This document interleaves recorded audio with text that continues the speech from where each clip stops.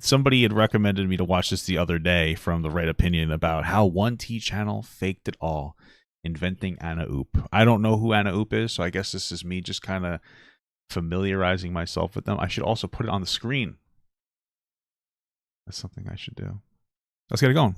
Friendship is based upon harmony, climate, All right. Hello, ladies and gentlemen, and welcome like to a Right rat Opinion, dog. the home of a twat with too much free time. And businesses on YouTube, whether we like it or not, they're here to stay. And in many cases, I try not to view their presence as a wholly negative one. It's important to remember that one of our primary purposes as creators is to bring entertainment to those who use the platform. And if a channel can do that, whoever it's run by, then we can broadly agree that it's a net positive for audiences. Businesses will... I won't. Not if it's like bullshit sensationalized news kind of stuff, which I think is all T channels, right? But hey, I'm also a T channel. Sis. Emma Lawrence super chatted $2.14. Watch the Right Opinions video. It's solid. Exactly. That's what we're doing right now, baby. always occupy a realm of YouTube, and I do believe there can be a peaceful coexistence. At the same time, there will always be tension. To be honest, it's understandable why more grassroots creators feel unnerved by their presence. Businesses have so much more power and resources at their fingertips to outflank independent YouTubers in many aspects of quality control. They can create high production pieces in a few days that would take an individual upwards of a month, bombing the algorithm with a myriad of content that often gives what many would perceive an unfair advantage to them against the humble creator. I guess. When market domination comes from a few large corporations, the outcome for the consumer is generally not particularly positive. It leads to less diversity in general and more control of narratives by a select few people. And in industries that are already prone enough to corruption. What am I, woke?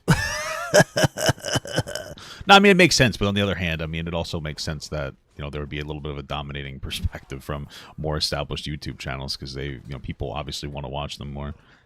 But I'd say some of the biggest hurdles people have to overcome is just like that concept of comfortability. There are so many content creators out there that are probably like better than so many other content creators, but they are hard to find. But then also people are so comfortable with people already, so it's difficult to move yourself into something else. I find myself sometimes watching content that I don't even want to watch because it's from a content creator I generally like. Like yesterday, I watched like a Josh Strife Hayes video about like some.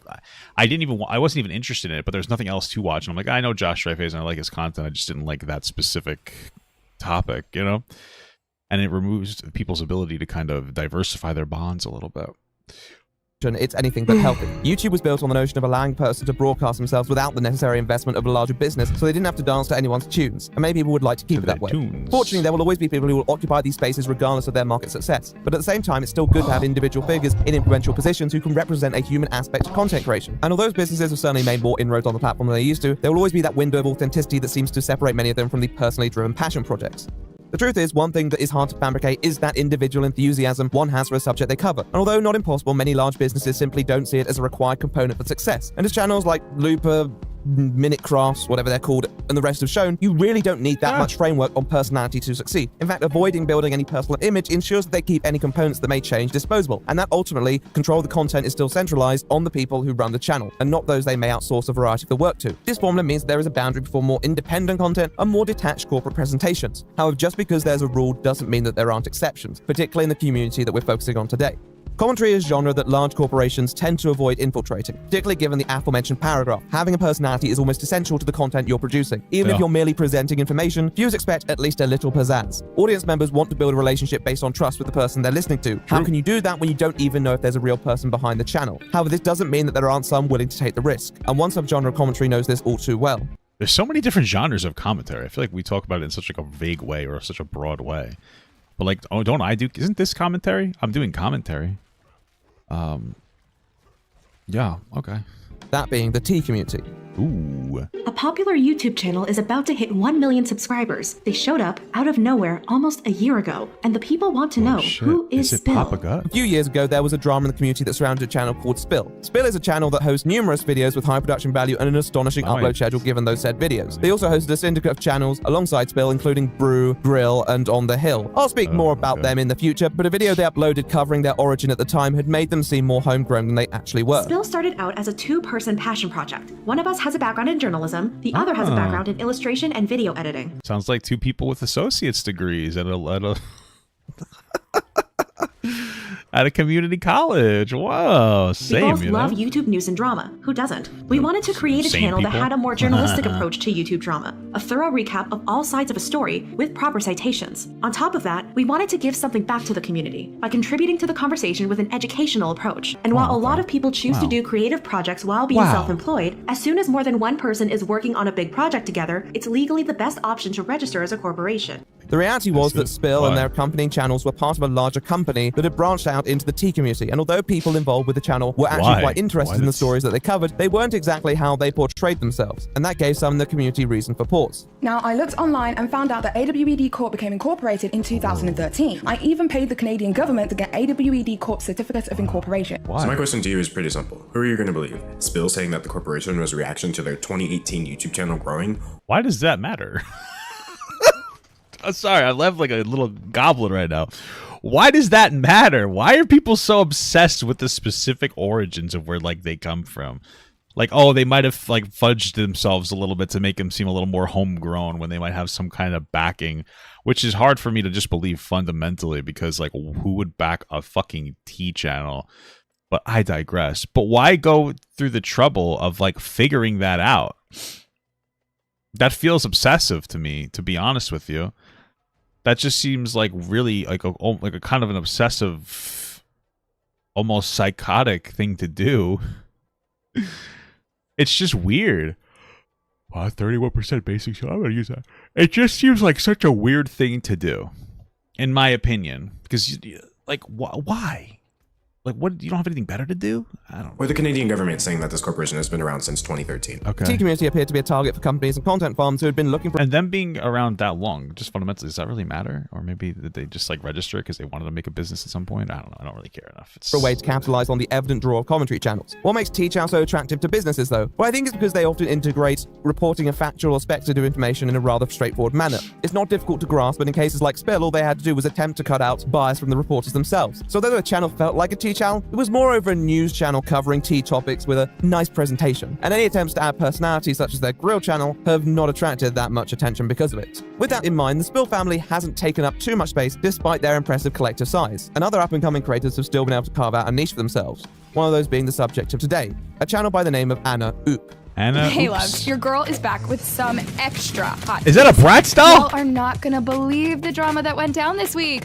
Anna Oop is a tea channel who has grown to be one of the most influential creators in her sphere, with over 2 million subscribers on her main channel and nearly 4 million subscribers when counting her other channels, focusing more on true crime. Did you guys ever see any of the TikTok videos about Isabella? Can I just say, dude, like, I think that true crime absolutely is one of the biggest examples of a failed society. And I know you think I might be a little hyperbolic here, but I'm not being hyperbolic, because I think that and all jokes aside, there is like an obsession with things that are associated with true crime when it comes to like horrible, heinous acts. Things like sexual assault are now content on the internet in such a weird performative way that people don't really understand it in any true capacity. And we sensationalize some of these things in such like this insane, terminally online way. And I think it devastates the social conversation. But I also think it distresses content creators or people who consume Jesus the Christ content. Super chatted Oh, $5. Jesus. Thank you. Did you just ask why tea channels over obsess on topics that don't matter at all? Yeah. Come on now, brother. You're right. That's my bad. That's literally what a T channel, that's what it stands for. But there are people, listen, if you are somebody who watches true crime, stop watching it for a week and tell me how your mental health has gone. It is the same thing as putting down the phone for a week or not going on Instagram or TikTok or something for a week. Once you start doing that, or once you stop doing that, your brain has like a recovery period. So I have to put my phone on the charger, so after I get off my stream, I can go on TikTok and Instagram. On Instagram, I don't use that. Anyway, it allows your brain to go through like a recovery period. Because you get obsessive and you start to filter everything in your life through like true crime and like all these insane conspiracy theories, and they rot and delude your brain to the point where you have like basic human interactions and you don't know if they're being genuine because you interpret everything through this conspiratorial lens. The person can be fully engaged in the conversation. You might think, do they really care? Or are they putting on some kind of a front to trick me into thinking that they like me or something? You know what I mean? Like you just start going off the rails. It's something to think about. when you saw them. I can't wait to read your thoughts and discussions down in the comments below. Her all-American girl charm and sassy nature is well complemented by editing with real personality behind it, resulting in content that appears to have captured the hearts of many viewers, with her true crime content garnering popularity for being a bite-sized, accessible breakdown of often very complex cases. All in all, she seems to be the prime example of individual success in the face of a climate that is becoming more and more demanding of creators. With thousands, how good is she if she's able to do like bite-sized snippets of big situations? Because I feel like very complicated scenarios, you can't really cut stuff out of it, especially if it's some kind of legal proceeding. I mean, I just don't know. I have no interest in watching the content. I'm just curious. Tuning into her channels every day to hear that voice. Bro, shut the fuck up. Don't tell me true crime is the same as Disney adults. My wife and I are wonderfully happy, and you're just jealous, okay? Shut up. Being a Disney adult is fucking based. It is based. It's the best thing in the world that you'll ever do. So shut the fuck up, or I'll roundhouse your ass. Behind it. But was there more to this humble 21-year-old than meets the eye? Well, today we're going to be doing some investigating of our own, following Anna Oup's timeline and seeing whether the success story was really as organic as it seemed. Ladies, gentlemen, and all other colors on the light spectrum, let's look into the mystery of inventing Anna Oup. What does that mean? What that means? Ooh.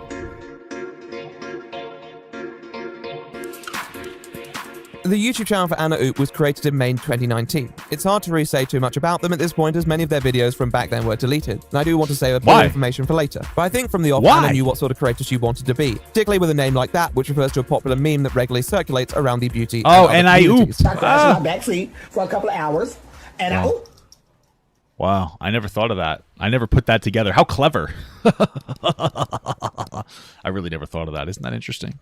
The video started off quite modestly with a style that was similar to many other T channels at the time. Content that delivered information in a mostly verbally free text format over copyright-free soundtracks, being interspersed with the relevant clips of the discourse. The topics she chose were also those which were long established to have proven dividends for creators. These subjects mostly included large influencers and even celebrities such as Ariana Grande or Bretman Rock. Not all of these videos were necessarily unbiased or journalistic, some of them were heavily opinionated, such as her videos on Nikita Dragun. People caught Nikita for photoshopping a lot in her Instagram photo. Who cares? Okay. Is this what you think about all day?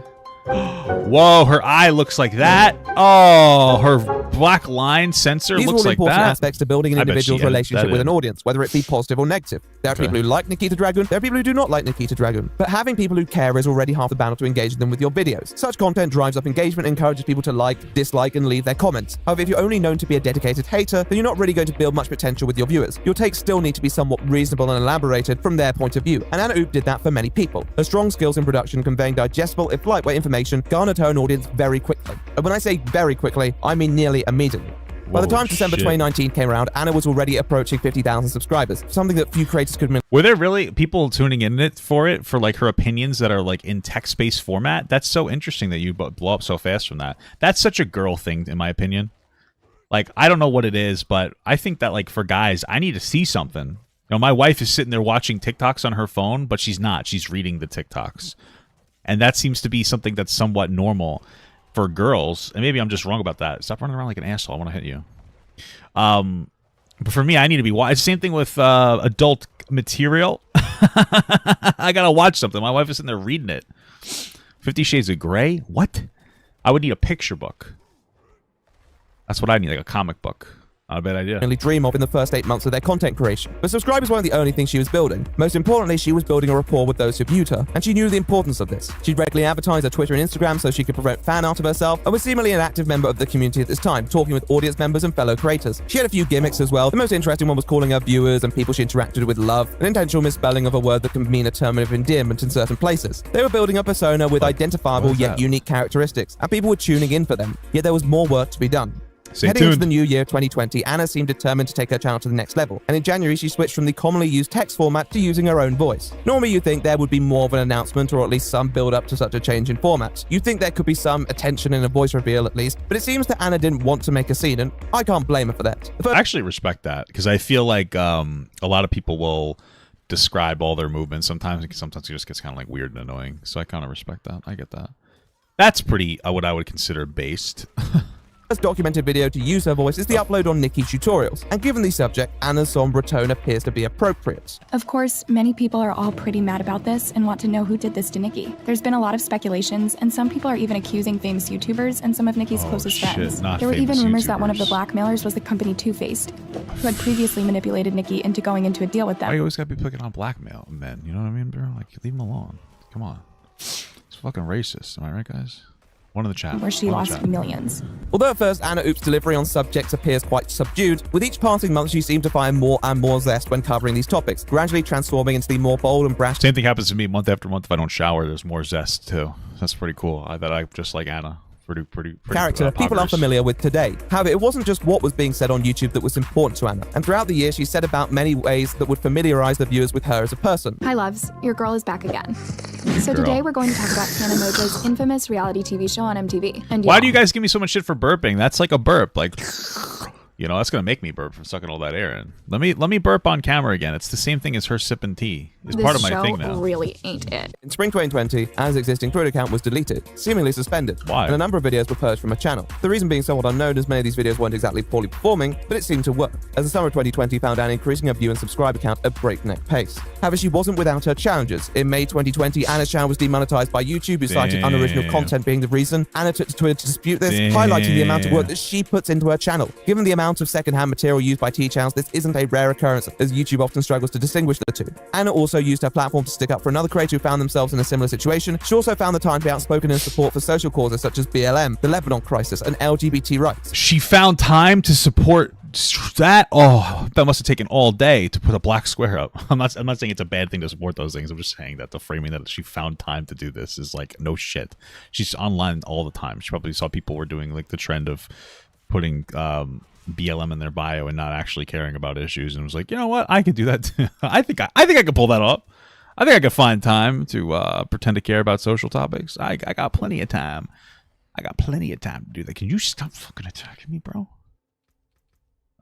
Characterizing them as causes that meant a lot to her. She posts memes, provide opinions, celebrate her birthday, which was on the 12th of July, and even hosted a Twitter Q&A, all of which enabled her to build a closer relationship with her viewers. Some of her answers were a little nondescript, but you can't expect a creator to be comfortable with giving all their personal details out to the public. With that said, her favorite film series is The Hunger Games, her favorite animal is a koala bear, and her favorite game is Roblox. They weren't surprising details, but they were meaningful to those who supported her, and her personality only became more iconic. Ugh, we love an unbothered queen. In the space of barely a year and a half, Anna Oop had transformed the landscape of the tea community into one suitable for her. A strong production value and excellent upload schedule paired with an identifiable character made her a force to be reckoned with, and Anna knew the importance of retaining people who cared about her. She wanted people to get to know her for who she was, and she wanted people to know her appreciation for them, even occasionally tweeting out love and gratitude to those who helped her find success in an often challenging industry. However, Anna was never one to rest on her laurels. In fact, her success had only made her more ambitious, and on the 3rd of December, she tweeted out that she was working on a new channel that she thought her viewers were going to love. What was Anna Oop cooking?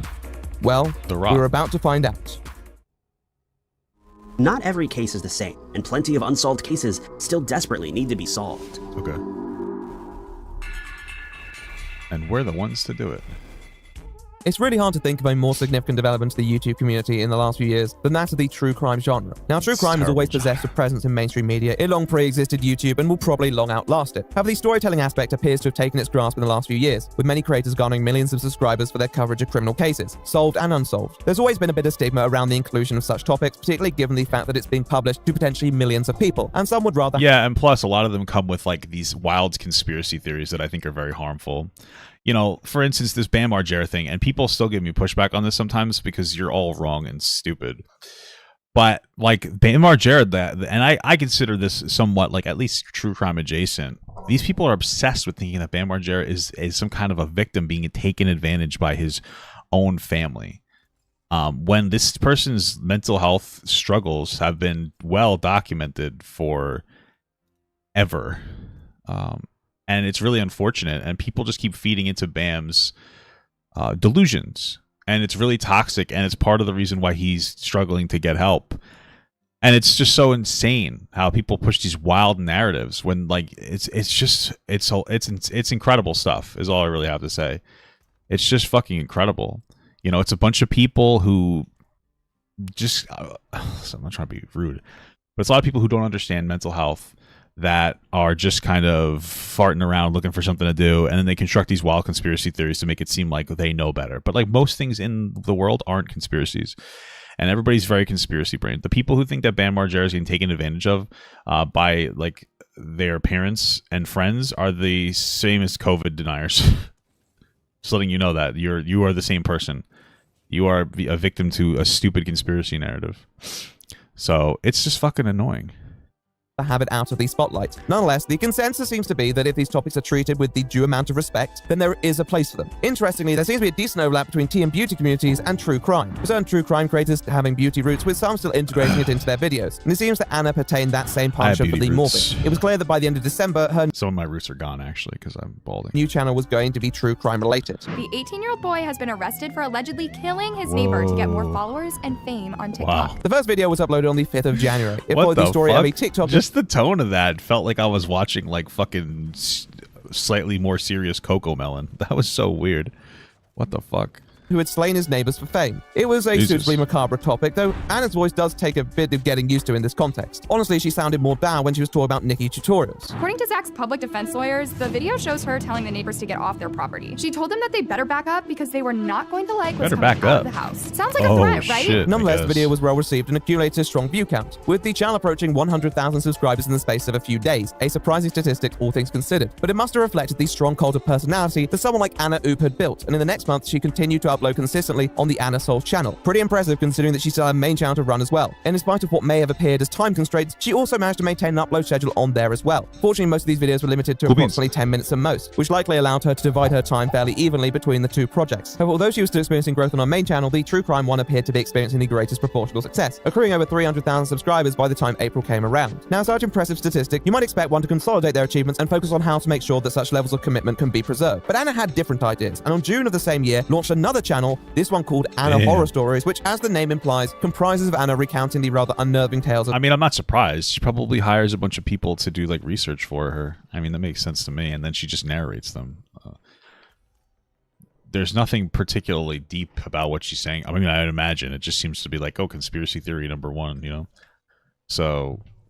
yeah, whatever. Of others, that recently has pivoted towards more list-style content. Nonetheless, another channel, I mean, I respect the commitment to the grind, but it seems like a lot to keep at, though. To be fair, this channel's content didn't seem the highest effort either. The writing is someone else's, and the footage is pretty standard. Anna may have just been looking to make a pretty penny. However, barely a couple weeks after the first upload on this channel, Anna was back on Twitter again, polling people for her next channel, asking what a good name would be, and quote tweeting another person saying that this would be looking more into the psychological side of criminal behavior. On the surface, it's not unfeasible, but it's certainly surprising given Anna has no apparent background in criminal psychology. That was the first question I was going to ask, is like, well, what's her expertise on that topic, where she's going to talk about the psychological background of criminals? That seems like something that you might want to act with delicately, no? At least in my opinion. In my humble opinion. As a true crime channel, and more than enough on her plate to worry about. It seemed like a lot to be planning ahead for when she barely had any opportunity to gauge the amount of time she'd be able to bounce between her already active 3 channels, and an additional 4th one. But maybe she really was just that inspired. However, this idea appeared to stagnate a little, and developments over the coming months stalled, with a tweet at the start of September explaining that her lack of activity on social media was due to some personal stuff she'd been going through. And with all things considered, this was understandable. Her status as a large influencer had landed her in some drama. Probably the most notable example of this was her feud with that vegan teacher, a controversial figure whose promotion of veganism has been overshadowed. Wait, how can there's no way that a feud with that vegan teacher had any level of impact on like her mental health, right? Like there's no way. It's that vegan teacher's a troll. That vegan teacher goes after like everybody for attention and doesn't look good to anybody. Like it's like free views when you engage with that vegan teacher in like a drama capacity. What the fuck? Shadowed by altercations with other online figures and accompanying contentious remarks. Does this girl seem to you like she might be naturally intelligent? Yikers! Generous? Anna's responses weren't the most intellectual, sometimes merely consisting to the genius content of eating a burger, but that vegan teacher was an easy target. Oh my god, my face went burger. Soy Jack meme. It allowed Anna to repeatedly dunk on a person who'd already been widely lampooned by the internet. I just know that vegan teacher is probably reacting to this video by pausing it every second just to throw accusations about me saying that I'm this evil monster who hates animals and wants them killed. But girl, I don't want to pretend that I wouldn't die for a hot, juicy, big, steamy burger on a daily basis. If I found this drama interesting, I'd probably say more, but it at least established a more queen side to Anna Oop, and persisted for the rest of the year. Although drama isn't known to be the most fun to be involved in, Anna seemed to capitalize on the opportunity to make sassy comments about all those who were hating on her, all while continuing to upload consistently on her channels and initiating work on other projects, including launching a Roblox channel which would allow audiences to game with her. Additionally, she finally launched the Anna Uncovered channel, the first video being uploaded at the end of November with a runtime of 18 minutes. I would have thought that would be an OnlyFans called Anna Uncovered, but you know what? You can only hope, am I right? While being interviewed by the authorities, police gradually became suspicious of Jennifer because the burglary seemed out of the ordinary. Why would the burglars take out 2 witnesses but aren't burglaries out of the ordinary already? Decide to spare one who had clearly seen what they'd done? It made no sense whatsoever. Maybe they're just chivalrous and they wanted to leave the girl alive. The zenith of her online career appeared to be approaching in December of 2021. There had long been questions about the person behind Anna Oop's channel, and a face reveal had long been sought after by the most dedicated viewers of her channel. Anna had teased this before, but with her hitting 2 million subscribers, it felt like a celebration was in order. Anna continued to drop a variety of hints and clues to all that would be revealed, seemingly with a song titled Face Reveal, which really could only imply one thing, especially given the teaser trailers that were posted by Anna herself. Finally, people would have a face to put to this commentator. So when she put her face on everything, do people start going, ew, that's yucky? I'm not saying that that's what should be the response. I'm just saying, was that what the response was? Wow, that fucking decimated me. And viewers were excited. And on the 3rd of December, the video for Face Reveal was uploaded. And people were in shock. Oh, it was a guy. Reporting live, your favorite T-channel.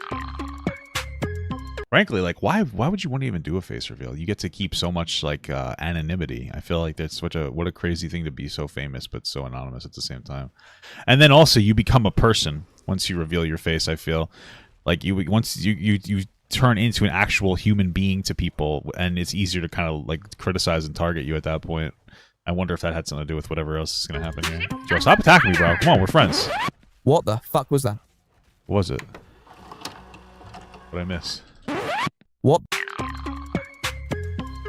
such a liar. Oh, she just lied about it. Oh, what a bad guy. Oh, got him. No, Anna Oop, you lied to me. You lied to me, Anna. You lied to me. That's how, You said time is relative. Beauty is relative. Family this is is relative. incredible. Gabby, let's be real. Bitch, you're just irrelevant. Bro, family is relative. Oh, what a funny joke. Actually, epic dad joke, to be honest with you. Anna Oop's face reveal contains a series of call-outs to other creators who she has previously clashed with and spoken about. But the only person really being the subject of any criticism during this video was her. Face reveal was broadly ridiculed for its subpar production quality and delivery, but also for the simple fact that it did not contain a face reveal.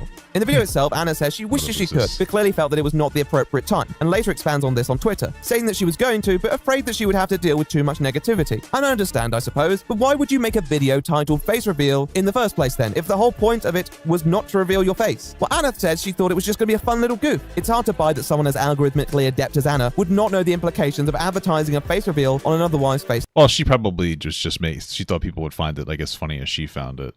Probably isn't like a super deep thing.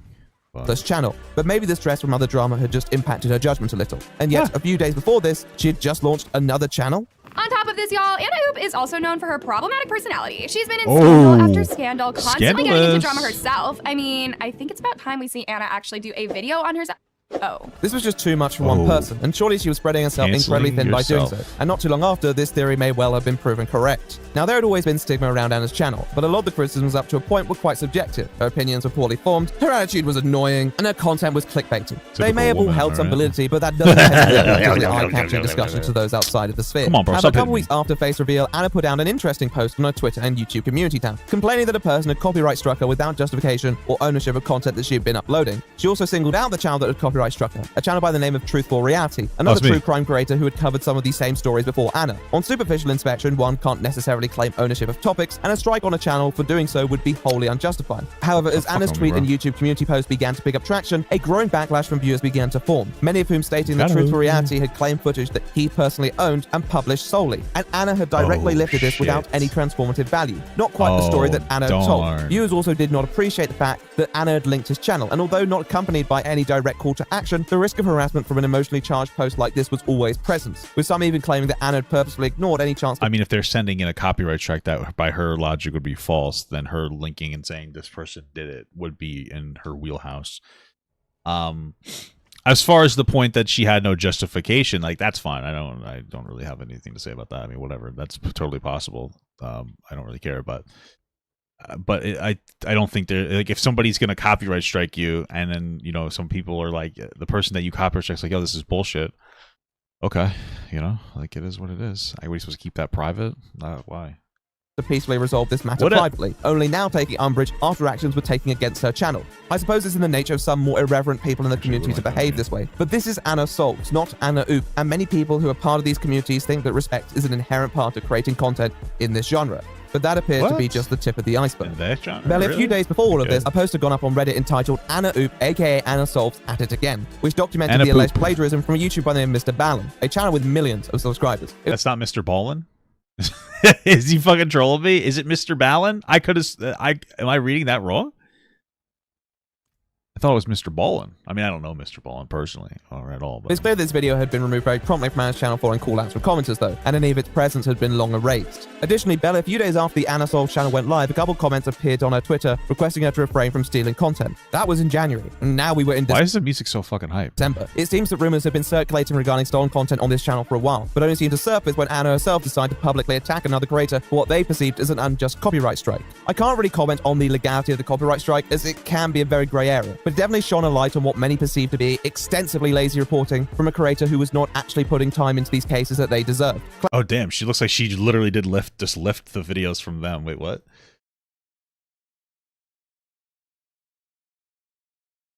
Extensively lazy reporting. I mean, I guess you would just use kind of like the same stuff. I know I have it maximized, so you guys probably looks weird to you. But I guess if you're talking about the same topic, you'd probably use some of the same footage, no? Like you'd probably use the footage of like whatever this is if it's relevant to whatever you're doing, I would imagine, but from a creator who was not actually putting time into these cases that they deserve. Claims of plagiarism. But then again, you also have the factor that she has like 10 channels now, so she's probably being super duper lazy. And now it might not even be Anna, it might be her people that works for her being even lazier about it.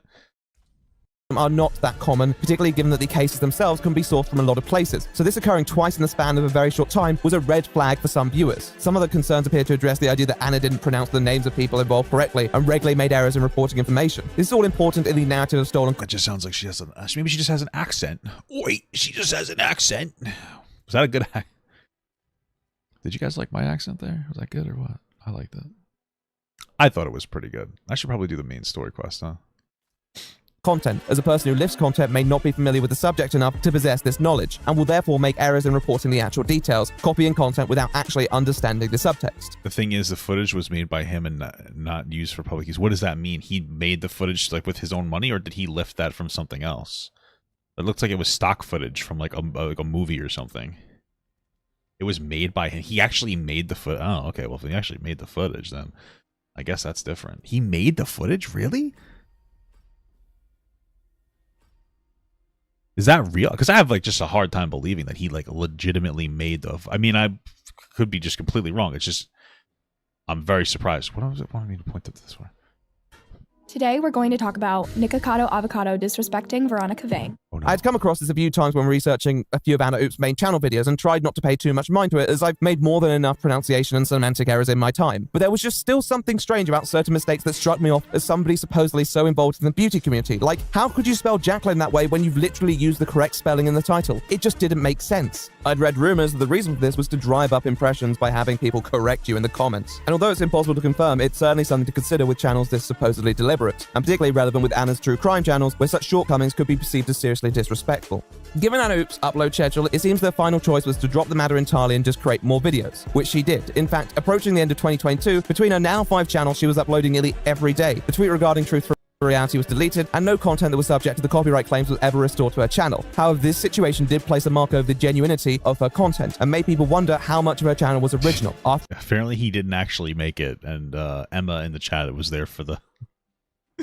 She was there for the drama. I mean, that's what I'm saying. Like, that seems like a lot of work for like a quick little scene. I feel like he probably didn't make it either. Probably just like found it and used it as well.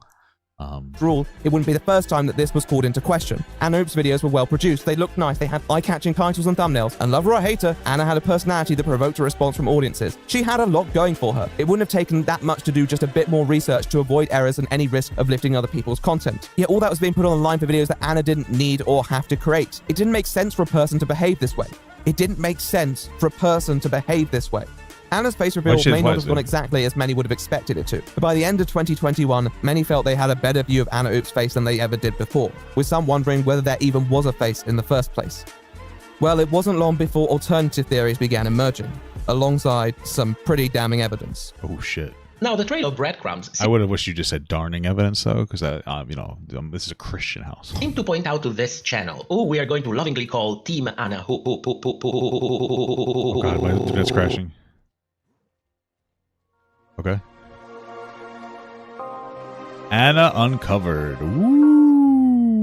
Now, there are always theories floating around surrounding the identity of Anna Oop. Not necessarily people wishing to have all her personal details, but people asking the question whether she really was a legitimate individual content creator. However, without real evidence... What does that mean, a legitimate individual content creator?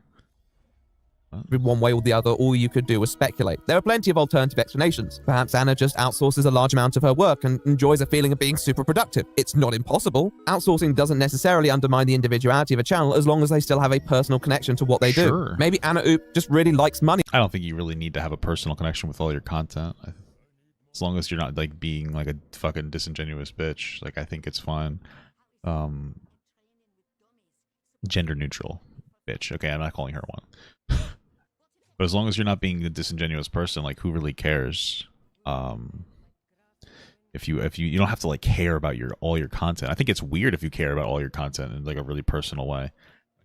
For the most part, it's like, oh, it exists, I enjoy it, but or algorithmic success. They may not be the most noble reasons, but that also wouldn't change her personal identity or connection to the channel. Anna had once claimed to have watched old videos critical of her, even showing one which outwardly shows a thumbnail claiming her channel was a company, so she must have been aware of these discussions. Don't ask. I've already seen all the hate videos about me on YouTube, but let me remind you that my only job here is to entertain y'all, and that's why your girl decided to launch my new channel, Anna Plays. However, the drama surrounding the copyright strike did ring a few alarm bells. A large majority of creators still want to be proud of the work they attach their brand name to, even if there are significant contributions from other parties. But Anna's posts seem to convey a lack of understanding of how this copyright strike even came about. They say it was for no reason at all. Even if you didn't edit the content yourself, the first thing you do is try and establish exactly why this happened. Anna is obviously aware this isn't just some random bloke or corporation trying to cash in on her content because she links his channel. This is another true crime YouTuber who probably cares about his reputation as well. So there was clearly some motive behind the strike, whether you think that was justified or not. But Anna couldn't put two and two together, which is very... Well, it seems like the motive behind the strike is that they used similar footage, and that was it. It just seems like the person was just being like pedantic about it. It seems like most of this tea content is just pretty much the same, which is like how everybody works. We all commentary content creators will all talk about the same topics. In general, people just do that, and so like they use some of the same footage, some B-roll bullshit footage, and this guy decided he wanted to claim it as his own because he used it first. I mean, literally, we're shitting on what's her face, Illuminati, for doing the same thing with an editing tool. So. Play, what the fuck? Very strange indeed. There have been murmuring since then that there was more to the story, including an earlier comment that alleged that Anna had ignored attempts to reconcile the matter in private, but ultimately the story appeared to fizzle out. However, there were other developments that were going on in the nearby drag race community that would throw the case wide open. So let's... Drag race? Like drag racing? Or are they talking about like drag? Interesting. Let's go there now briefly. Hey Queens! Some people found this dig from Carmen to be a little out of line because Gottmik's appearance on the show was a big deal. Regardless of the fact that Mick identifies as male, having a trans queen on the season was huge. This is Butterface. What? They identify as male, but they're a drag queen? How are they trans? I'm so confused. They're a channel that operates in the drag race community that follows the famous RuPaul show of the same name. On the 1st of January 2022, another channel by the name of Top RPDR Videos uploaded a video accusing Butterface of ripping their content without providing any credit, subsequently profiting off the success of this content. In our case, this channel went as far as using parts of our videos instead of hunting down the original material itself. Like it happened with this channel not so long ago, which is not only immoral, it's also very much illegal. Butterface then... I don't think it's illegal. So it looks like... Alright, so this is what looks like it's happening here. This is my understanding of it. Is that there's a bunch of footage that one person makes a video and they use a particular footage that's found somewhere on the internet that's relevant to the case. So maybe it's part of like a TV show, because it seems like a lot of these people will copy like a television show, if I understand correctly. And then other channels will, instead of get the original and repurpose the original themselves, they'll just take the one that's already been repurposed and they'll just claim that as their own. Am I getting that right? I guess that's not good. They probably should do more. I guess I don't have a strong opinion on whether it's right or wrong. I guess that would be for the courts to decide. But okay. Then put out a response to this video, and although apologizing for any use of the original creators' material, denied that they were a content farm of any sort, with a fully documented backstory and a variety of inspirations for their channel. However, this was further taken apart by top RPDR videos and the community as a whole, ripping into the inconsistencies and insincerity of such a post, with further evidence that the channel was merely a content farm. Meanwhile, a channel called Green Gay popped up in my comment section. He took a break from YouTube. He says his videos were stolen as well. And if I was sad before, now I'm starting to get a little bit upset. Why? Oh, wait a moment, what the hell is this? I'm lucky, WoW hasn't noticed, no legal team, they don't mind me. They don't mind you? Didn't you just say, oh, no, sorry. That was part of the introductory spin on the narrative, designed to gain more sympathy before trying to perform some good old character assassination. Okay. Emotions over facts, people. Emotions over facts. However, there was one key detail amongst this all that piqued the interest of onlookers from T channels, and that was the accusation of the involvement of Anna Oop. It seems like Team Anna Oop, being a famous YouTuber with millions of subscribers, thought it would be nice to help her friend, Team Butterface, with her own channel. Not by, inviting her on her channel, do collaboration, helping her develop her reputation and a connection with her viewership, like we've basically seen happening everywhere else on YouTube since its inception. No. She helps by designing her thumbnail. Yes, and Butterface. Okay. What's the issue with that? I don't... Face post, they credit a close friend for helping them get their channel off the ground. They don't say who, but top RPDR video seems pretty certain that this special someone is Anna Oop. Although there is no solidified evidence to confirm this beyond a shadow of a doubt, it certainly planted a seed for people to start digging, and not to... Why does that matter though? Like, who cares who the person is that might have helped them? Why are we so invested in that? I guess is my question. Long after, another creator appeared on the scene, Paige Christie. Today, we are talking about another bustling content farm called Anna Oop. Paige Christie is a commentator who has covered the topic of content farms before, most notably the Spill saga that followed a similar storyline. She'd already expressed her doubts over the legitimacy of both Anna Oop and Butterface's channels earlier on in the previous year, but now seemed to have the evidence to prove that they were both connected. Butterface's first video, and underneath their first video, which is every single time Monet Exchange came for Tamisha Iman, which was posted on the 16th of June 2021, there was a comment left by Anna Oop, and the comment read as follows. Hi guys, I see some of y'all are commenting that my friend is copying me. I love the art of drag, and so does my friend. And when they said they were interested in making a channel, I wanted to help out where I could. So I helped them with the thumbnail design, gave them some editing tips. Please, no hate to them. P.S. I love Butter. This video goes off. Butterface responded with, thank you, Queen. I probably should have mentioned somewhere that you... Aren't all these channels just copying of each other?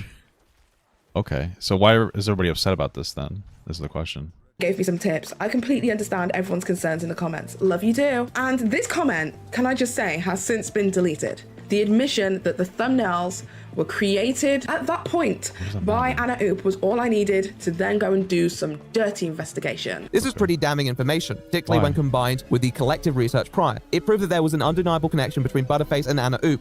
I must be missing something. What's so damning about this information, though? What's the implication here? That they are like lesbian lovers? What's the bad part about it?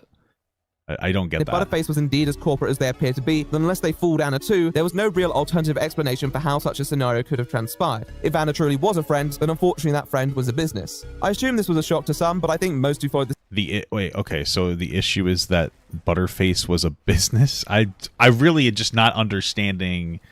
These seem like very shallow criticisms. Am I just not like T-purist enough to understand what's happening here? The situation were just waiting for their suspicions to be confirmed. The truth was that we were seeing one person supposedly pumping out up to an hour of highly produced yet fundamentally hollow content every week. It simultaneously was too bad and too good to be true. Butterface has not returned. And I think it's because they know that they done goof, because the comments underneath, a lot of people are beginning to... Yeah, that's what I was thinking, that if it was a real person first, it seems like it was a corporation. What does it mean to be a corporation? Are they using an AI? I don't get it. It's sleazy if it's a corporation. What corporation? Like, what does that mean? They're run by the same person. Oh, okay. So what? Why does that matter? Why are we upset about that? Is it because people are trying to make it seem like, oh, it's the individual that is running the particular thing? It's like, oh, I'm the individual running this. And they're like, no, you're actually part of a corporation. But like, do we know how much creative control they might have over the situation? You know, nobody makes this criticisms in other spheres. like let's say like 5 channels were owned by the same company, it doesn't necessarily mean that those channels don't have like individuality or whatever. So it seems silly. I just don't get it. I just feel like I don't get it because there's nothing to get.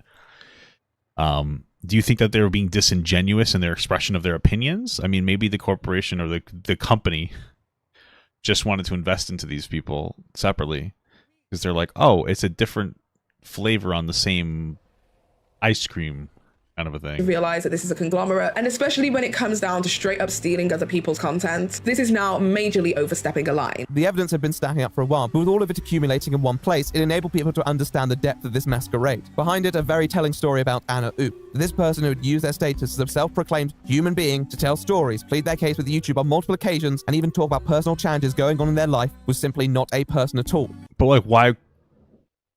What do you mean? I just feel like none of that's true.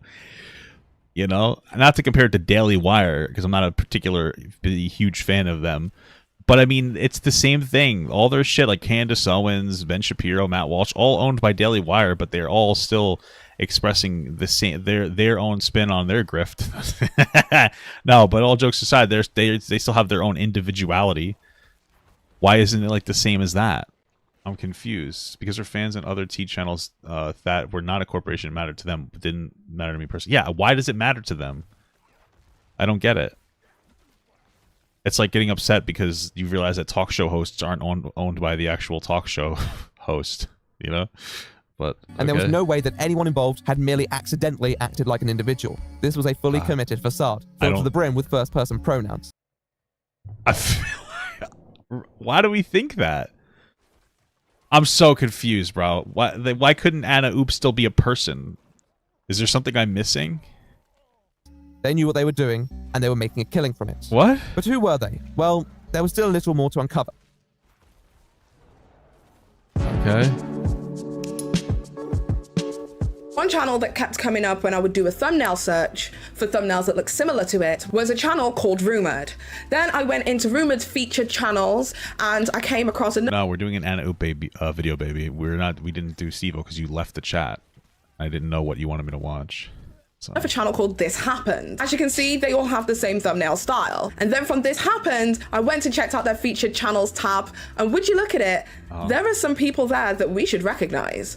One person called Anna Uncovered. In Paige's video, she showed that there appeared to be a nexus of channels connected to each other. Some of these were channels that did masquerade as individual creators, whereas others were presented under the more corporate pretense. However, on researching... What if they were just individual creators and they were owned by the corporate or the business? What about that one?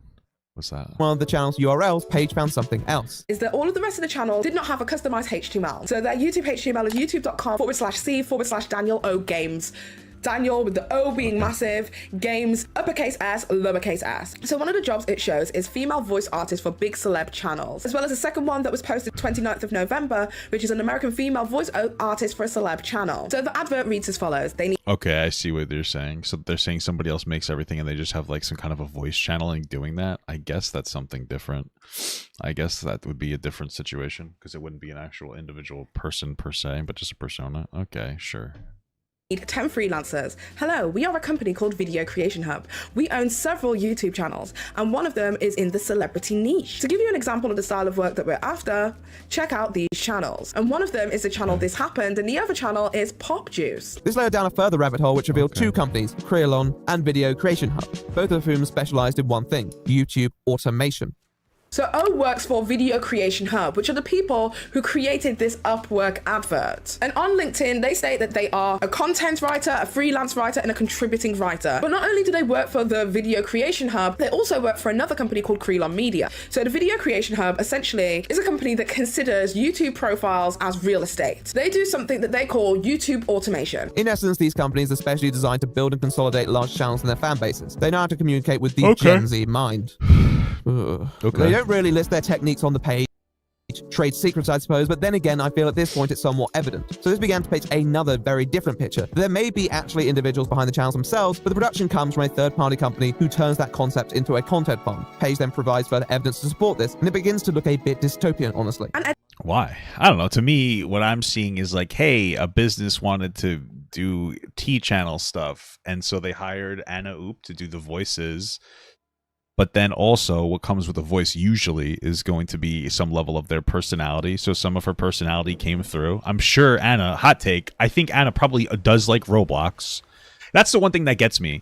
Like, Anna, she has so many channels, and especially like the Roblox one, which is a little bit more getting into like the personality of that person. She's probably enough of her personhood is getting through where you're getting the real her. The obnoxious, like the annoying, bratty criticisms, that's not something that was going to be created by a business. So she was still her own person working for a business. It might have been a little farmy, but like who really cares? You're still getting enough of her personality. I just feel like it's an overreaction. Like, who really gives a fuck?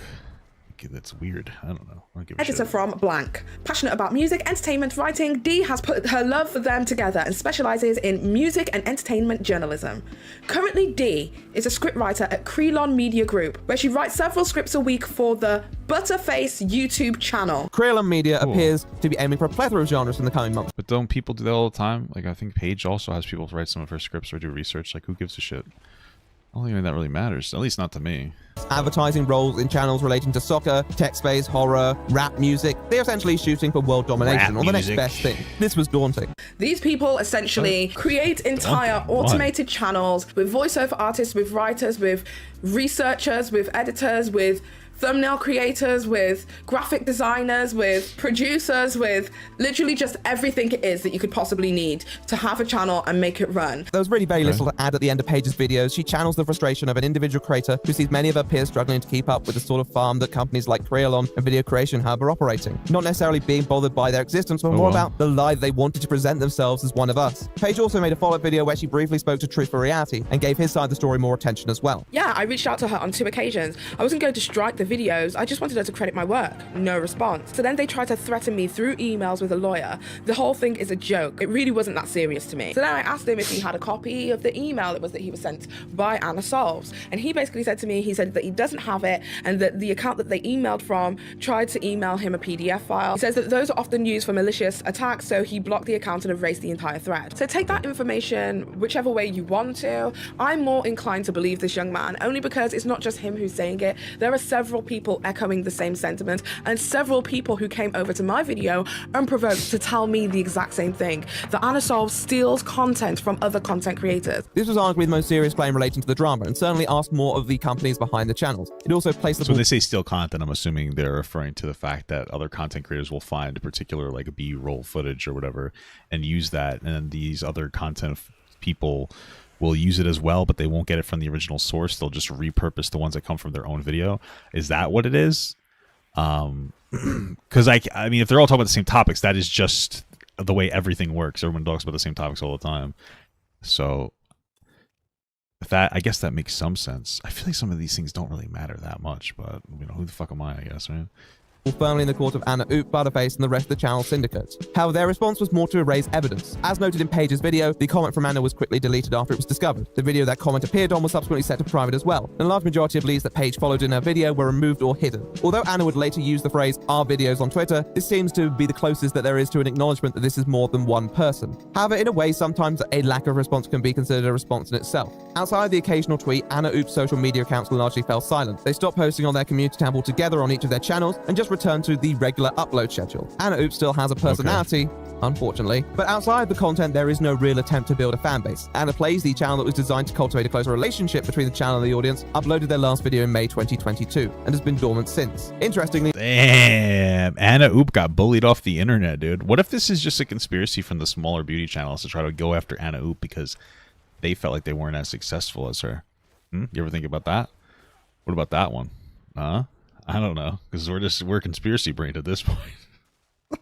Not nearly a month after, another channel returned to the platform, Butterface, with a video about drag queen drama. What a surprise. Their video on the topic of a queen pretending to be a Reddit to defend themselves was at least somewhat ironic, but the description was what was even more interesting. Here they drop the guy as being an individual person and admit that they're operated by a company and realize the ethical qualms of behaving in such a way. They want to do better and have since adapted a more corporate format to distinguish themselves from other individual creators. This wouldn't have been a bad response if this had been their first response. This picture, this thumbnail though is kind of hot though. I'm just saying, it's kind of banging. She got those DSLs. You know what I mean? I think it's raining outside. There's thunderstorms. Wow. Sorry, I had to get that out. Whew. Oh. Anyway, there's thunderstorms out. Isn't that crazy, guys? Unfortunately, they already had one shot at explaining themselves, and many people consider this apology to be a result of their failure to maintain the masquerade. I think the apology also rang hollow in the greater sense as well, because other channels that were seemingly friends with Butterface and were proven to be a part of this syndicate, most notably Anna Oop, were still using personal branding to do just what Butterface... Who the fuck was that? Wasn't that the TikTok girl? ...were proven to be a part of this syndicate, most notably... That's not Bella Porch? Am I racist? No. That looks like... That doesn't actually... Anna Oop was still... Never We're mind. using personal Sorry. branding to do just what I'm Butterface admitted old. to be unethical. But sometimes friends have different opinions, I suppose. I'm sorry, but why does every Kardashian or Jenner out there try to ruin their memes by profiting off them and reusing them over and over again? Nonetheless, the apology did serve as strong confirmation for the broader theories surrounding these channels, and ultimately proved that no matter what was hidden, the explanation remained the same. Anna Oop was not who they said they were, and they were just one of the many channels that began to infiltrate the creator sphere. Who knows what these channels are, or if we can even identify them. But regardless, if Butterface or Anna Oop's presence meant anything, it meant that they were already here. It's a pretty simple observation to make, but I think what bothered people the most was just the lie in the first place. It's not like this was the only way for corporate channels to survive in the 21st century. There's more than enough proof you can thrive in your own space regardless of who owns you, and there are more than enough successful channels to demonstrate that. They just wanted a piece of the pie, and it makes sense in a way. Personally fronted YouTube channels have far better audience retention. Compare a channel like Anna Oop with Pop Juice. Pop Juice presently has 129 million views with 220,000 subscribers. Anna Oop... I don't know, man. I still feel like it's still Anna Oop and her personality shining through the channel. It's just that she works for like a corporation or whatever, basically. I don't really think it's that big of a deal, but... had 440,000 subscribers with half the amount of cumulative views. The whole reason retention is higher is because viewers think you're a real person, which might be considered a bit of a deal breaker when you're not. So, who is the real Anna Oop? Me. I am the real Anna Poop. I am the real poopy boy. As we kind of found out already, there's certainly a degree of deception involved in the curation of these channels. But when establishing the timeline for this situation, you'll realize there are more smoke and mirrors that had not been accounted for. Let's start from the top with one simple factoid that we know to be true. Anna Oop's channel was launched on the 12th of May 2019. That makes sense in this timeline given the channel's subsequent success in the following years. However, we also know that around the start of 2020, Anna Oop conducted an overhaul on their channel. Their social media accounts and a large number of videos were subsequently deleted. I can't give you the exact reason why without speculation, but I did say I would return to this point, and that's because there is something interesting about their original Twitter that has been preserved, and that is the use of plural pronouns to describe their channel. At first when I found it, I assumed that it could be a typo, but it kept appearing and appearing and appearing to a point where I assumed that it must have been intentional. Anna Oop started out as a corporate channel that knew to an extent it was just that. Although there seemed to be an individual person assigned to their social media, the channel was quite transparent about it being more than one person. Well, do they think that it's not her on the social media? Is that the argument, that they think it's like some other random person that's on the social media masquerading as Anna Oop? I mean, I guess. It doesn't explain the Roblox thing for me. That's the thing that like I don't get then. If it's not them, then what is it? And then also, is it possible that like it's, I mean, I don't know, because you see like a lot of other content creators who will use like social media people to manage their social media, although I guess they don't pretend that they're them, but I don't know. I mean, I guess... hopefully there's a Roblox explanation. But by May 2020, this had completely changed, and even their YouTube description read that they were a 21-year-old girl from America, which I always found such a strange detail to include in their channel because I don't think that many people could care enough about their About page to update it with every passing birthday. The switch to voiceovers at the start of the new year also changed the game with respect to how Anna operated. They moved towards this more personal bond with their audience and began to integrate things like birthdays, Q&As, things that would draw people in. It was the next step of the business model. This one didn't raise too many abject suspicions at the time because it seemed like a natural progression, revealing something personal about yourself. It all seemed fair and square. However, with the next step, the expansion, some more evidence of suspicious behavior emerges. So their YouTube HTML is youtube.com/c/Daniel O Games. Daniel with the O being massive, Games, uppercase S, lowercase s. When watching Petty Page's video, I was surprised when she mentioned Pop Juice's URL, that being of Daniello Games. I struggled to rethink what Daniello and his games had to do with a social media channel covering trending topics. But more interestingly, I'd noticed this when researching the Anna franchise earlier on the day. What do I mean by this? The interesting detail about Anna's secondary projects is that Anna Solves, Anna Uncovered, and Anna Horror Stories channels were seemingly founded before Anna Oop's own channel was. Now, this wasn't something dubious beyond doubt. Plenty of people have old channels they may revamp for content production, but it certainly made one curious. And then you go to the archives of these channels, and on each of these accounts, you will find an old screenshot of the channel belonging to someone who seemingly has no relation to Anna Oop whatsoever. These channels typically display around a 5-figure subscriber count, and seemingly all relate to Hispanic content creators, which I also found to be a very strange connection. So it appears that people behind the Anna Oop channel purchased these channels as they believed it would maximize their chances for subscriber growth, which also explains why Anna was so close to reaching 100,000 subscribers so soon after their first video on the Anna Solves channel. However, when returning to this theory today, I hit a roadblock because the Anna Horror Stories channel that I pulled up said it was created in June 2021, which would have been around the time the channel went live. Oh, maybe they actually did create the channel for them then. Oh, so what are we saying? That they might have bought some of these channels from somebody else that already had viewers to make it easier to pump through the algorithm? But then they just didn't have to do that anymore, I guess, because they had enough of a brand to push people over to this new horror channel. Is that what we're saying? I took a moment to wonder whether I just made a mistake. It wouldn't be the first time, but I thought I'd retrace my steps to the tweet promoting the channel. I followed the link on the tweet, and then it hit me. Take notes, yeah. There are two different Anna Horror Stories channels. Has anyone ever noticed this? It appears the second Anna Horror Stories channel had picked up where the first one left off, stopping on the first channel in May and resuming on the second channel in June. Okay. My guess would be monetization issues, as I didn't see any ads on the first channel, but it's still an utterly bizarre situation. Normally you'd expect Anna to take to Twitter, but there's just this strange period of radio silence, and no evidence that they ever attempted to have the lack of monetization on that channel changed, which is also surprising given they regularly complain to YouTube when they feel they've been maltreated. Perhaps this time they kind of knew what they were doing was wrong and didn't want to attract attention to it, but that's just a guess. Beyond the assumption these channels were bought, I mean, I doubt Anna was also a male Mexican gamer in their spare time. The Anna Horror Stories channel's URL was advertised in a forum a few weeks before the Anna Horror Stories channel was launched. The link speaks for itself. Now, on principle, I don't really mind people trading accounts. People can cultivate what they want and pass it on for all I care. However, buying accounts often does feed a very dangerous side of YouTube, the one where people hack accounts to sell them on. I'm sure we all know creators who had their channel turned into a Tesla fan page recently. It's not fun. And although I doubt the team behind Anna Oop is hacking these channels themselves, it definitely speaks to the corporate approach of content farms they wouldn't consider the trade they're participating in. In the case of the Anna Horror Stories channel, despite previously being a Spanish-speaking channel, it was being... Wait, are we saying that somebody might have hacked the channel and then this conglomerate bought the hacked channel? Bro, this is getting fucking wild. I mean, maybe some of this is true, but some of this shit seems so far-fetched and like so conspiratorial, at least in some of the framework, that it makes sense to me. Like what I said earlier, with all this is all the true crime and shit, like this is all conspiracy. Frankly, Anna deserved this attention because she was doing conspiracy bullshit content. So this is, I think, more than anything else, I think that just speaks to the perspective of people who engage in this type of content. Because they're fucking insane and think everything's a conspiracy theory, and they're wild. People are fucking crazy as shit. I think that's what it speaks to more than anything else. It's fucking weird as hell, man. That's why you can't get a crazy audience. You know, that's why you have to get normal people as your audience. Okay. Advertised by an American or Canadian user whose approval monetization message was written in English. It's not evidence beyond a doubt because Spanish-speaking people do live in America, but it's food for thought. Yet it's not something that Anna's team would ever think or care about themselves. As they expanded, they assumedly hired more and more people for these channels, and having less ability to actually critically stay in touch with the content they were creating. In a way, ironically, this worked somewhat to their advantage, whereas a channel like Spill's content drew suspicion for being too good for a single person, Anna Oop and their accompanying channels never had to worry about that. They occupied this position where they could pull off the act of being human through what appeared to be human error. But just because something's human doesn't mean it's good.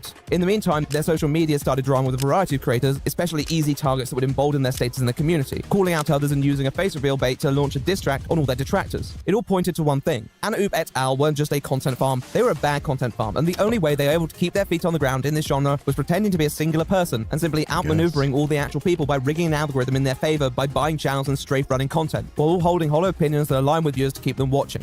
And the worst thing about it is that it completely, 100% worked. Okay, I guess.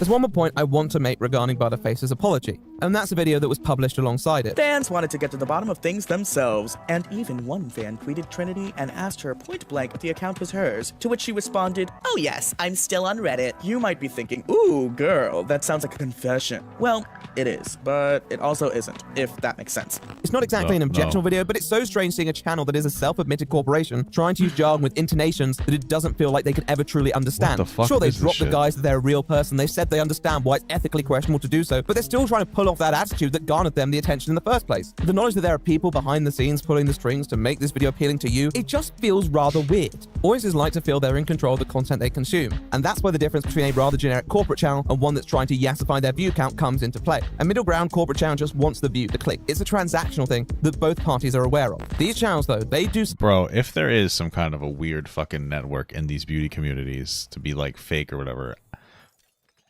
why is the beauty community so, basically, to some extent, influential? Why are they so influential? Why is there people trying to do beauty farm that doesn't really make a lot of sense to me. Of all the things, beauty farming. I guess what else would you do?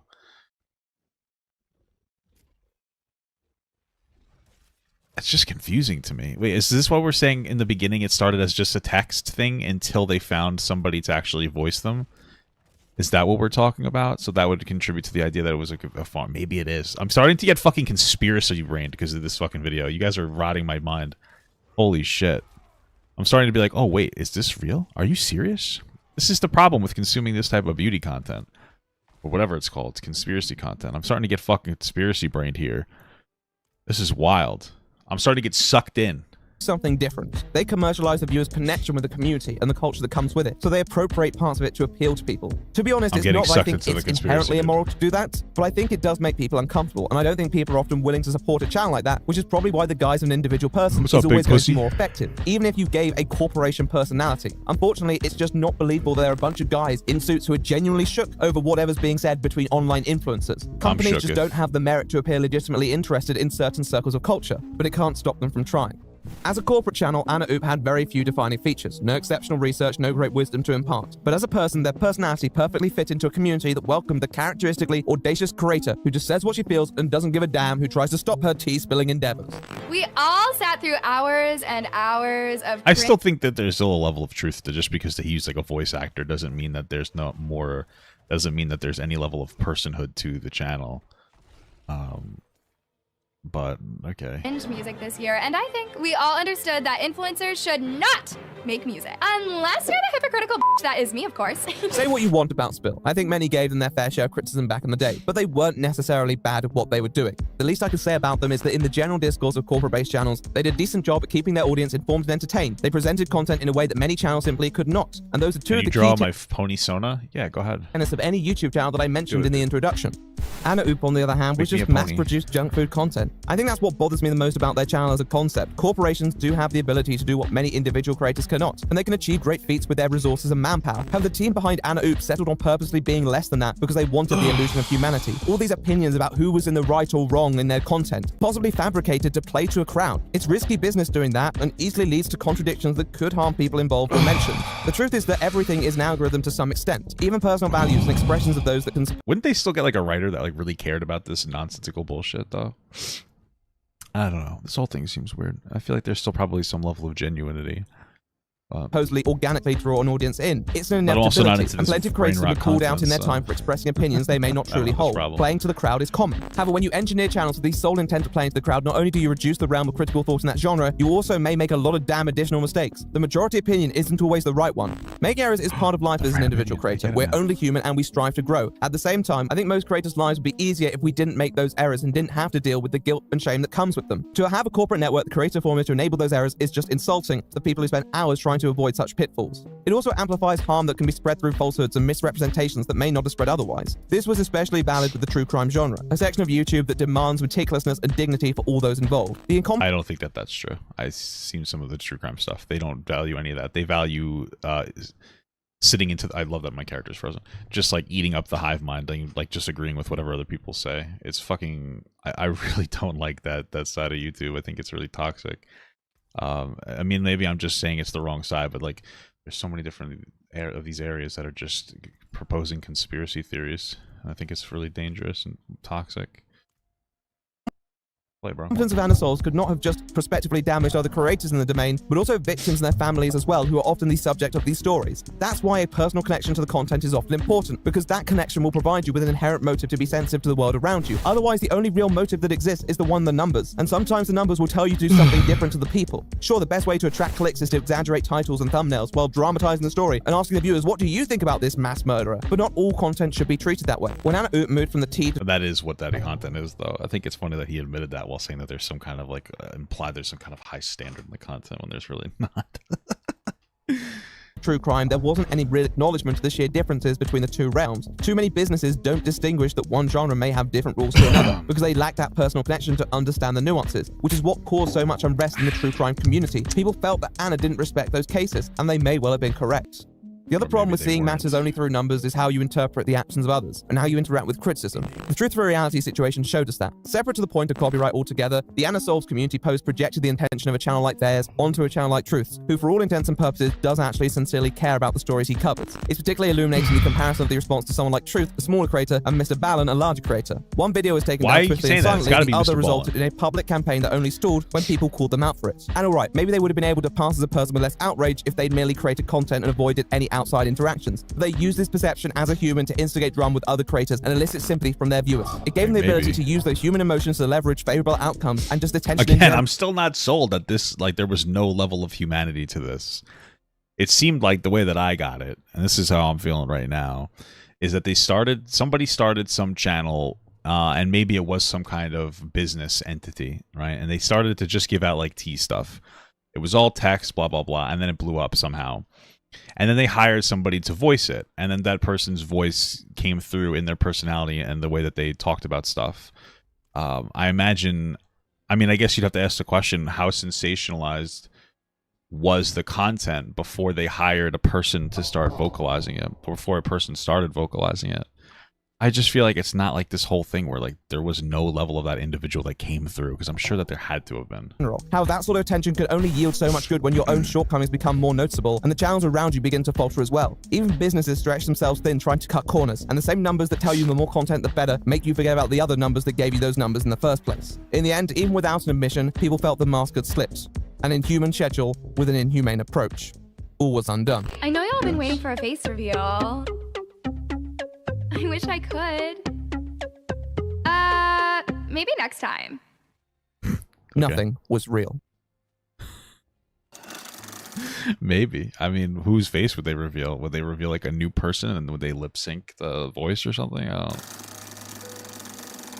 Yeah, people because it got bamboozled. Exactly. I suppose behind the scenes there are many ways that the Anna Oop squad could have responded with which we would not necessarily be aware of. They could have found a person with a bit more experience in the community and given them greater reins over the research and production. They could have centralized the channel's presence more on an individual, given them control of operations, or at least help them oversee the work being done on their behalf. They're never going to be as organic as... I imagine that has to be true, though. Like, I imagine that if they were doing that, the person, whoever is doing the drama bullshit, probably knows enough about it.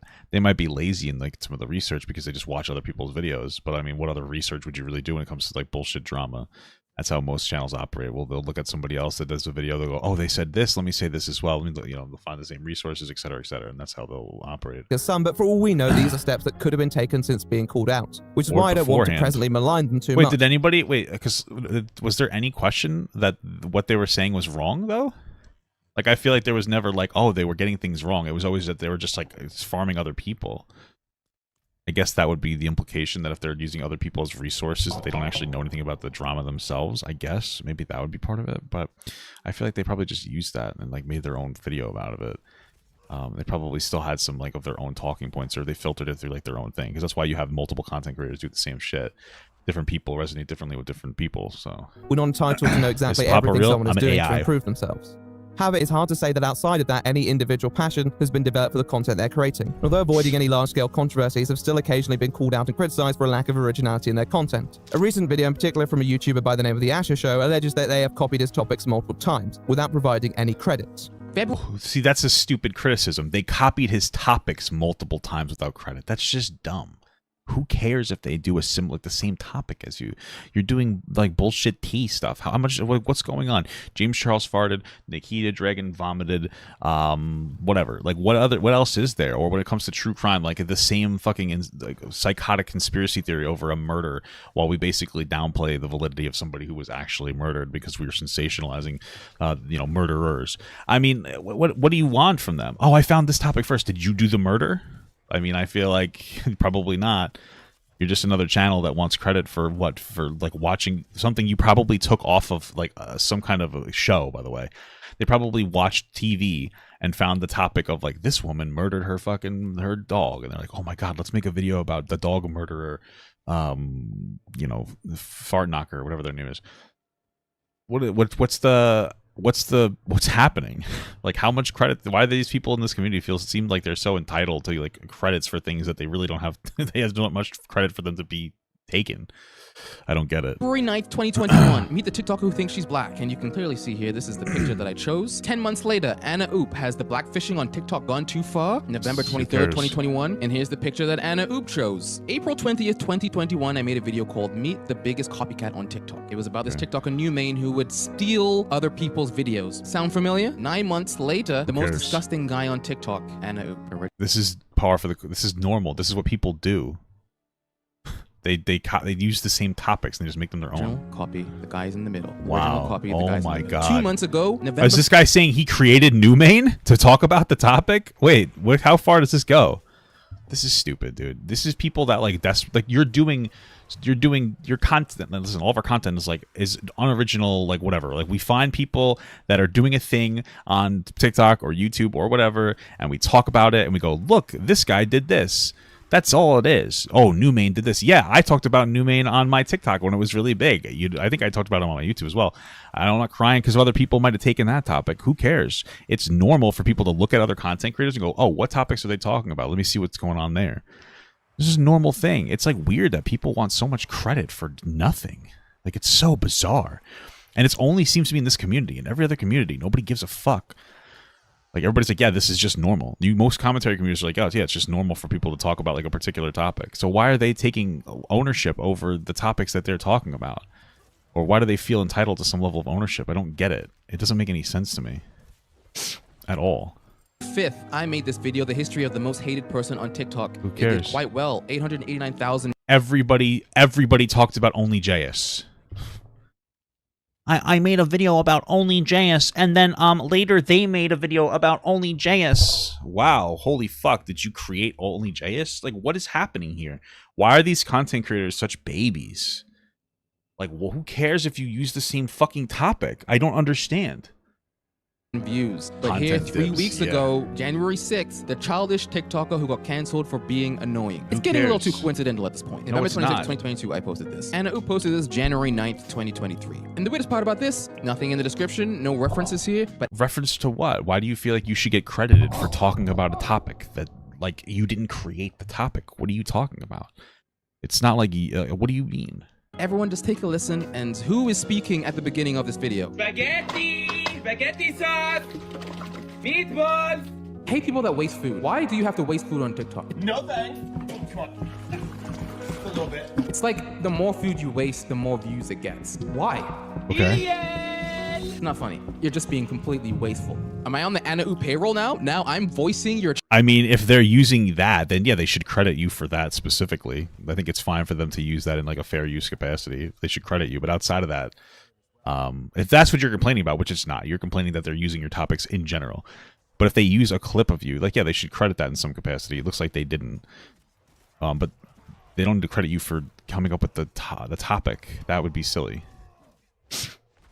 Channel? There are a few examples here that I think fall into a grey area, and I'm not sure they point to the degree of plagiarism previously covered, but No, together they they don't. definitely do paint a picture. I don't think this is exactly content theft, but it does kind of represent what Anna Oop is without the pretense they're a real person. Just a hollow maybe machine not. that can't produce original thoughts or ideas for themselves. Another notable example of But this why? Because they used one, like, I see people do that all the time. Again, the only issue would be that they didn't reference the person that they used. Outside of that, who really... Like, how do you know it's not an original thought? I don't know. Okay. Anna Oop's video on Technoblade shortly after his death. Hello everyone, Technoblade here. If you're watching this, I'm dead. Given that Anna hadn't really shown much investment in the Minecraft community, this video just seemed really out of place for the channel, and the video itself just felt like they were regurgitating information they read elsewhere and adding a delicate piano to provide it with an illusion of poignancy, with a lot of people calling it out in the comments. Okay. Alex had rarely shown himself on his YouTube videos, as he made it clear to his fans that he prefers to present himself as an avatar instead. And guys, his own fans even recognized Technoblade as his real name throughout the years on YouTube. However, even with content that you'd expect Anna to be a bit more familiar with, you see a lot of comments deriding Anna Oop for their rather obnoxious clickbait, luring people in with borderline false statements. I probably have more to say if the topics didn't bore me so much, but it is absolutely amazing what some people can turn into an 8-minute video today. But then again, it's amazing what some people can turn into a 4-hour video too, so maybe it's not really my place. Do y'all love the sound of peace and quiet? Do you wake up in the morning feeling content? No? Yeah. Me neither. Y'all? Oh, we're the same person. To me, it doesn't feel like anything's changed at all, and it's hard to change sometimes when you have a formula that's working, and outside of a certain sector of people in the tea community, the greater YouTube audience don't tend to watch such content. A majority of people don't care for the drama, they don't read the comments, they don't watch the videos, they simply don't care. And who can blame them? There are only so many hours in the day to spend indulging in drama content, and those viewers are probably more interested in Selena Gomez than they are the person talking about them. The only person to blame really is— Well, actually what's happening is that people aren't like terminally online. They don't care that much about like all like the ins and outs of some of these things that are grossly overdrawn. They're just like, oh, I want to watch this video about fucking Selena Gomez taking a poop or whatever. They're not interested that like 5 seconds of the 10-minute video came from somebody else, or that the topic was done by other people. In fact, they probably like that, because most people, when there's a topic that they're interested in, they'll want to watch the same video multiple times from different people because they're like obsessed with the same topic. So is Anna.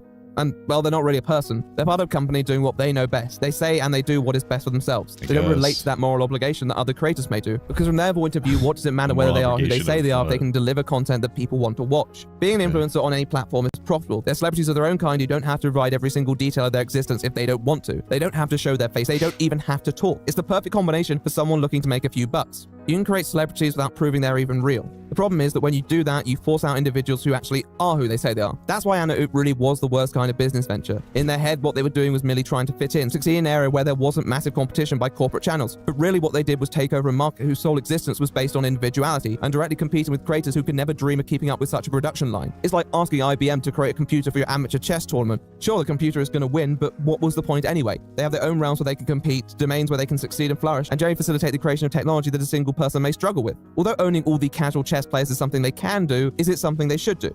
Beyond the conceptual problem of having companies in control of public opinion, it's bad for other creators as well. We constantly have the discussion on YouTube regarding creator burnout, the fragility of mental health, but a creator's first priority will nearly always be to keep their channel alive. And if they're competing with people who have infinitely more resources to do that, then they will struggle. Their channel will either fall to the wayside because they know they can't keep up, or the creator will run out of fuel trying to do so. Who cares? Like, I'm not trying to be rude, but like, why does that matter?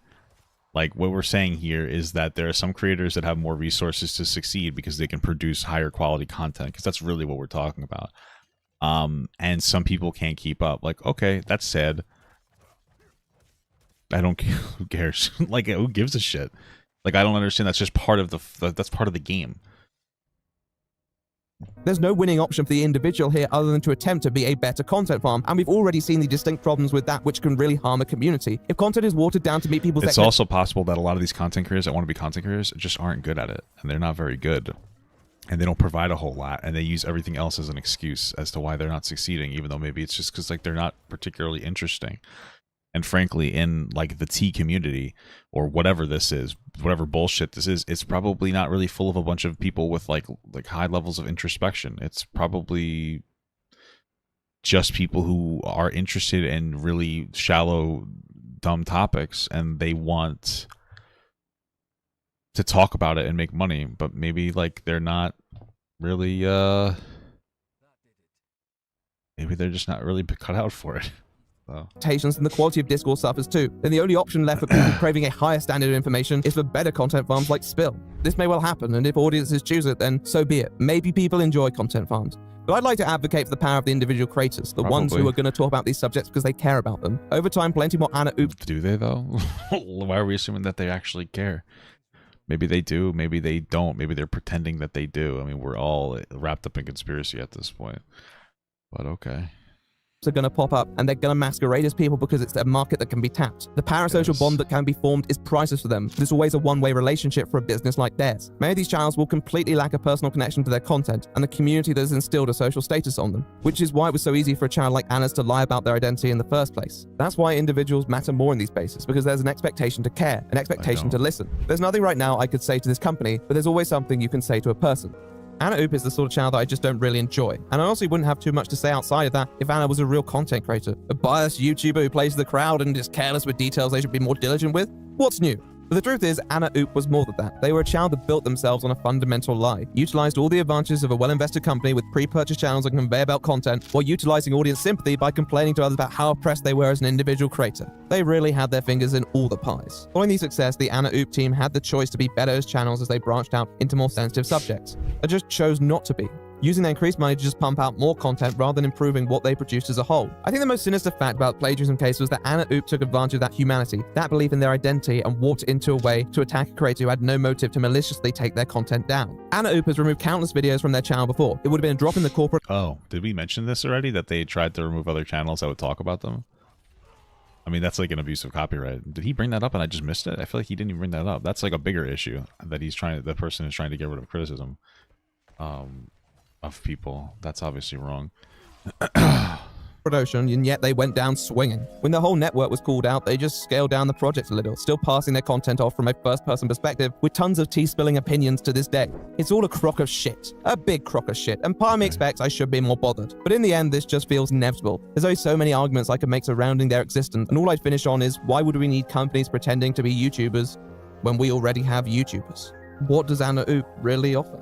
Businesses on YouTube. For better and for worse, they're here to stay. And in many cases, I try not to view their presence as a wholly negative feature. But they can be, especially when all they offer is a highly processed form of content that is propped up by communities they'll never truly understand. Anna Oop is an example of that, and one can only hope their formula isn't one that is duplicated too often. However, if they are here to stay, I hope they remember there are some things you can't and shouldn't invent. Thank you. Okay.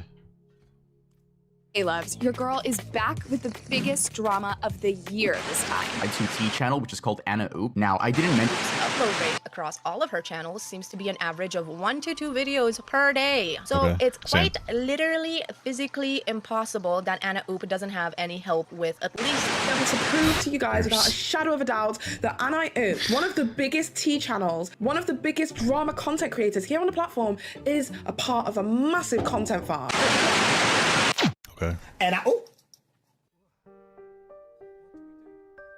Okay guys, that was the video. I hope you all enjoyed it. Thank you if you made it this far. I'd first like to give a big shout out to the editors. Once again, their names will be on the screen and in the pin. All right, cool. So that was that video. Frankly, I feel like a lot of that, who cares? Why are people so invested in it? From what I understand, it was maybe a business that hired a woman. Her personality came through in the content, and everybody was just upset because they were pumping out content and getting more views, so they decided to complain about it and craft an argument that is like fine, that like, oh, maybe they're a business, and then sensationalize the fuck out of it so that they can maybe capitalize on that and hope their channels would shine through and get more popular. And it didn't work for a lot of them. So okay,